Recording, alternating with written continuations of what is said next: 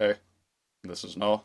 I'd like to bring to your attention just a neat little thing that I learned about, I think yesterday, it was. In light of how Nintendo has a tendency to be very protective of their IP even to a fault at times, I've found an interesting story.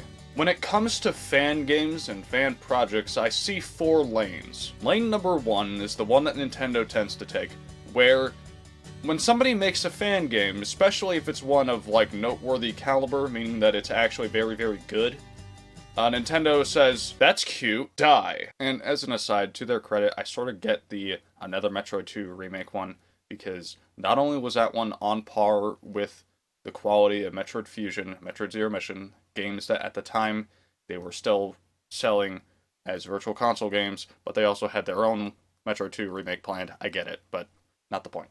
Lane number 2 is the one that most companies take, I think, where they just ignore it, it doesn't exist, and everyone's like, cool.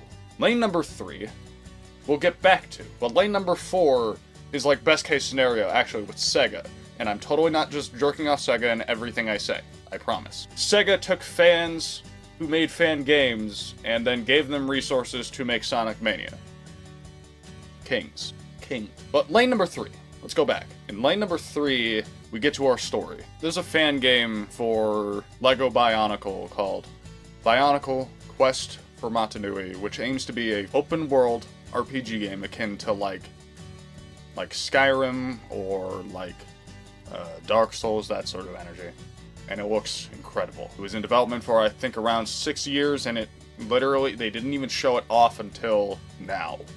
Which is a very stark difference from contemporaries like Yandere Simulator, which has been in development for about the same amount of time, but looks like it has not made nearly as much progress.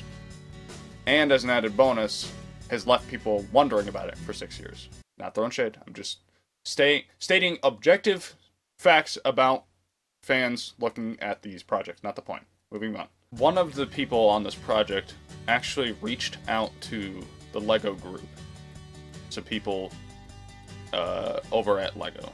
And not only did they approve it themselves, they said, yeah, like, this is cool. But they also gave them some guidelines as to what they would need to do to make sure that it can continue.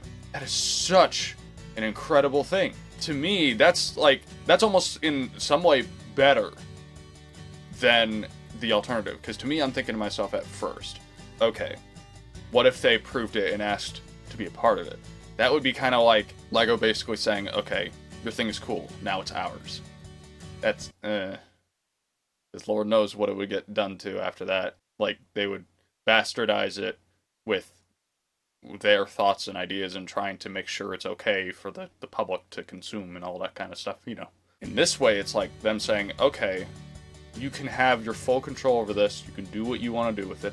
We actually think this is kind of cool, and we'll even tell you, here's what you need to do to make sure that you're not infringing on any kind of copyrights or, you know, making sure that LEGO doesn't go, all right. What's especially interesting to me about this, and this is where you're going to see the nerd in me come out when it comes to this stuff, because I used to be a nerd about this, is that LEGO tried to reboot this franchise. This game shows, like, the first set that ever came out of these toys. Their reboot, however many years ago it was like the first set. So in one respect, for them to be making a fan game that directly competes with what they were trying to push more recently, and yet they were still like, yeah, that's incredible. Because that's like a step over almost what Nintendo did specifically with the Metroid 2 remake thing, because another Metroid 2 remake would directly compete with Nintendo's Metroid 2 remake.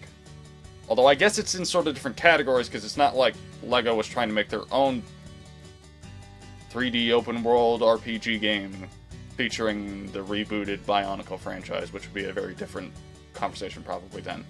But even still, it's still like, Nintendo, take some notes. Appreciate the fans you've cultivated over the years. And don't demonetize me because I'm talking shade.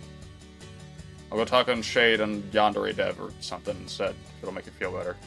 I'm probably not going to, I don't care. Whatever. This is Noah. That's Bionicle Quest for Matanui.